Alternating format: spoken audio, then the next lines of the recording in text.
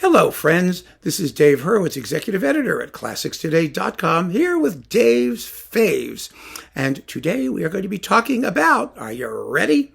Corelli's Concerti Grossi, Opus 6, one of the most important and enjoyable sets of orchestral pieces ever conceived. Corelli was the guy, Corelli only had a small number of published works. Very small. He polished and refined and rewrote tirelessly before he would permit anything to be published. So there are a few opuses of sonatas and this collection of concertos. I just took the booklet out. This collection of concertos established the concerto form, the concerto medium for future generations, and in particular, the Concerto Grosso, which was one of the great Baroque instrumental forms. Now, Concerto Grosso is very simple.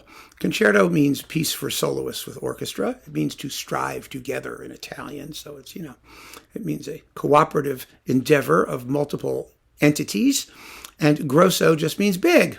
So in a Concerto Grosso, what you have essentially are two groups. You have the big group of strings. These are all strings with a harpsichord continuo. You have the big string orchestra, and called the ripieno, or the Concerto Grosso. And then you have the concertino, the little concerto thing, consisting of the soloists. And those soloists can be anything. In this case, it's three string players. Usually it's violin, viola, and cello, or something like that, or two violins and a cello, in this case, pardon me. Two violins and a cello. And you could have woodwind instruments. Bach's Brandenburg Concerti often have multiple soloists, although they're not, for the most part, Concerti grossi in the Corellian sense. They're a little different, but that's okay, because opposed to the Concerto Grosso was the solo concerto. And the solo concerto meant you just had a fixed number of soloists against the full orchestra, but not organized the way these guys are, which is in a constant interplay back and forth. You had a more structured view of things, which is sort of how Bach did it, where you have a ritornello form. Well, I'm not getting into all that stuff. Why do I bother, I ask you? I've talked about these things before. Let's just talk about Corelli, shall we? There are 12 concerti in this set. So it's a big set. It's a very big set. You can squish them all onto two very well-filled CDs, as happens here. They last 2 hours and 10 minutes, basically. And there are two types of Concerto Grosso that Corelli invented. They are, there is the chamber concerto and the church, what they call the church concerto, the sacred concerto, whatever you want to call it. But the difference is one of them begins with a slow movement and does not have dance music in it particularly, and the other can begin with a quick movement, and it is more likely to have dance pieces in it. That is, one is more suitable for a solemn occasion, one is more suitable for a festive occasion, but they're all pretty festive. Let's face it. And what we have here, let me see here, is, I believe, if I've counted correctly, we have 1, 2, 3, 4, 5, 6, 7, 8.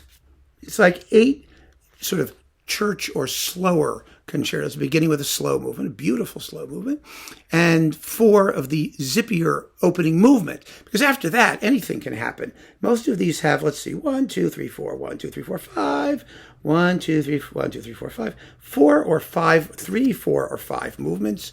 Most of those movements have multiple sections, and they basically just offer the maximum possible opportunity for the little solo group to interact with the bigger string group. And that's what they do here.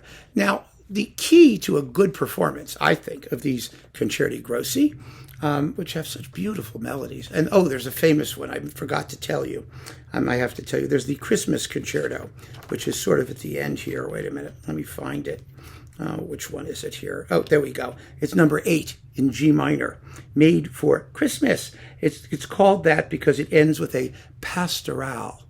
Which, a lot of Christmas pieces have, a saraband, something in the rhythm of Silent Night, da da dum bum, da da dum bum, dum bum, bum, bum, bum, that kind of rhythm.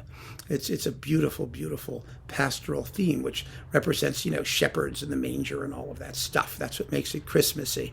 Now, the key to a good performance of these, and there's surprisingly few, they're for works as important as these, that everybody acknowledged as like the ultimate Concerto Grosso masterpieces, and they were written in like the 1690s. There are remarkably few really fine performances. I think the key is making sure that there's a lot of contrast between the solos and the larger ensemble. And, whether you do it on period instruments or regular instruments, it makes no difference. The key is the contrast. It really is. And part of the problem with the period instrument people, as often, is that they have tiny little ensembles with a very loud harpsichord. But that's not what you need. What you need is a larger ensemble with a big, rich string body opposing the three soloists. And that's what we have from Neville, Marriner, with the Academy of St. Martin in the Fields. It's just a beautiful, shapely, elegant, intelligent, well-made performance. It's on Decca, or London. This is still London. But now it's Decca. It's a twofer, a double Decca. It's probably still out there somewhere. It's in the big Marriner Academy of St. Martin in the Fields box. But so many works were based on these, and so you really should know them. If you listen to Handel's Opus 6, which is a tribute to Corelli, or any of the other Italians, Locatelli, Gemignani, Tortini, Tortelloni, Spumoni, the whole group. If they wrote Concerti grossi, this was the model. And so it's a wonderful opportunity to enjoy and get to know an absolutely seminal work. A really iconic work that is absolutely gorgeous. Fabulous, good time to listen to. So this is my fave with Marriner and the ASMF, the Academy of St. Martin in the Fields on Decca. Keep on listening, friends. Thanks so much for joining me. Take care.